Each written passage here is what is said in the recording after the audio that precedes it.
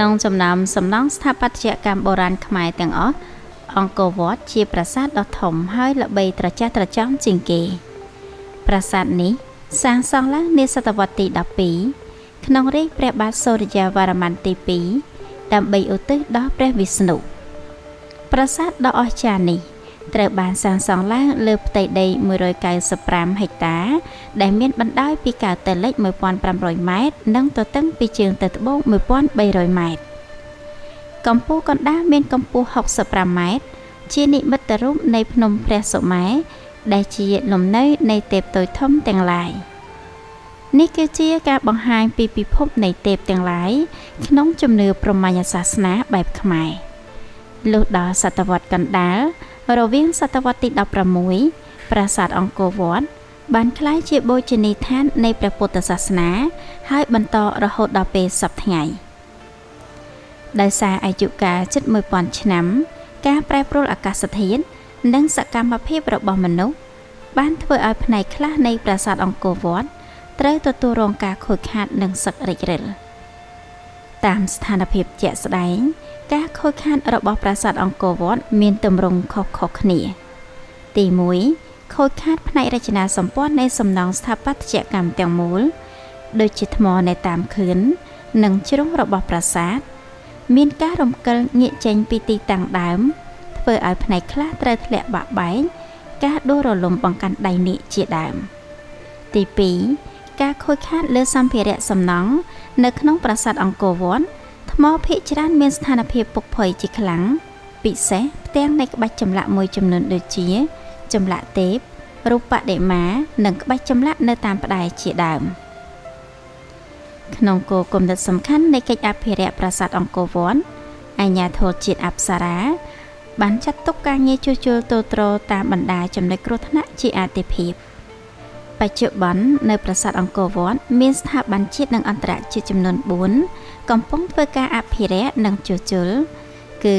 1ប្រទេសអាល្លឺម៉ង់ក្នុងគម្រោងរបស់អង្គការ GACP ធ្វើការជួសជុលចម្លាក់នៅតាមជញ្ជាំងលើផ្តែរចម្លាក់ទេពអប្សរនៅតាមរោងទោសនីមួយៗ2ស្ថាប័នសូហ្វីយ៉ារបស់ប្រទេសជប៉ុនធ្វើការជួសជុលបង្ហើយស្ពានហាលមុខប្រាសាទអង្គរវត្ត3គម្រោងរបស់ ICES របស់ប្រទេសអ៊ីតាលីជួសជុលក្តារបែនខាងលិចនិងជណ្ដើរកសិនខាងលិចប្រាសាទអង្គរវត្ត4គម្រោងជួសជុលពង្រឹងចម្រឹងបង្អួចអង្គរវត្តដែលកំពុងអនុវត្តដោយក្រុមអ្នកបច្ចេកទេសជួសជុលថ្មរបស់អាជ្ញាធរជាតិអប្សរាដោយយល់ឃើញថាហានិភ័យរបស់ចម្រឹងបង្អួចនៅប្រាសាទអង្គរវត្តនេះវាមានហានិភ័យខ្ពស់ដោយសារយើងពិនិត្យឲ្យជាក់ស្ដែងមើលទៅ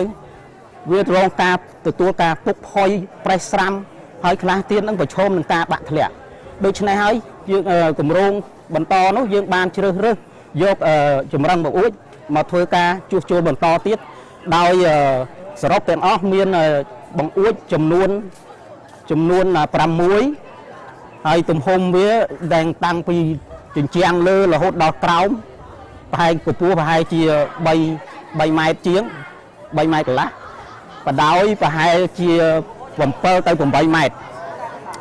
ក្នុងការជួសជុលនេះយើងមិនផ្ដោតគ្រាន់តែទៅលើចម្រឹងបង្អួចនោះទេយើងផ្ដោតទៅលើរចនាសម្ព័ន្ធរបស់ចម្រឹងបង្អួចទាំងអស់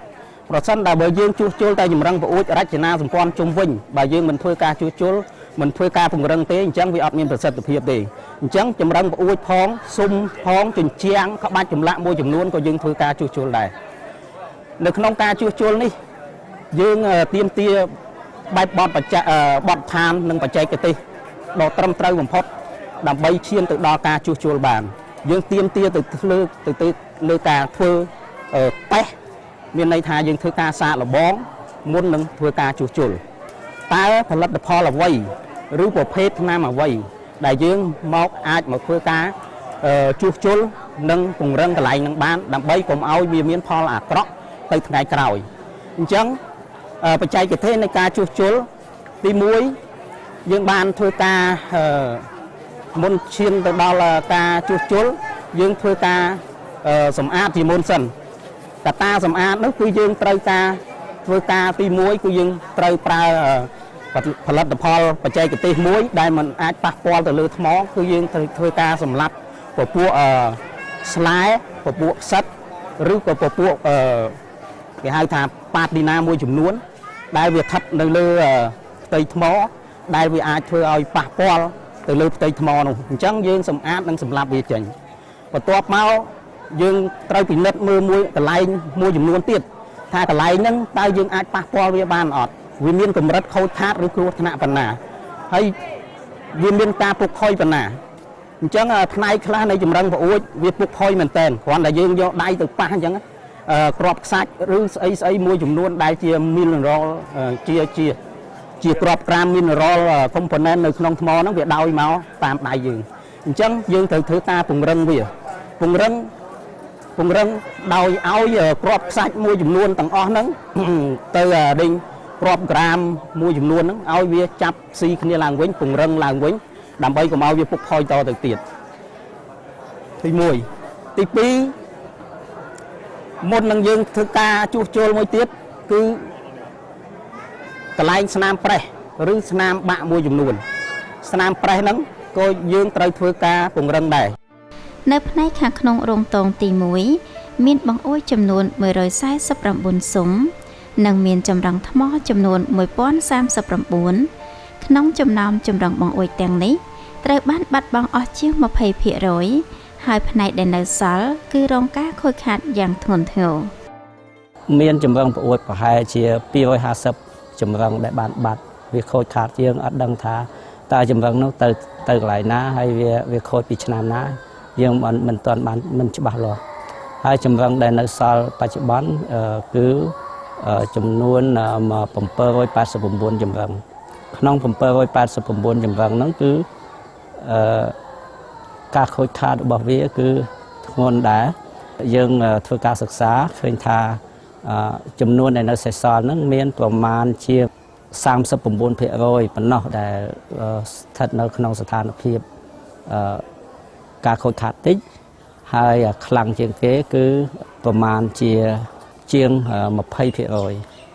ហើយមធ្យមគឺជាង10%អញ្ចឹងការខូចខាតទាំងនេះហើយដែលធ្វើឲ្យ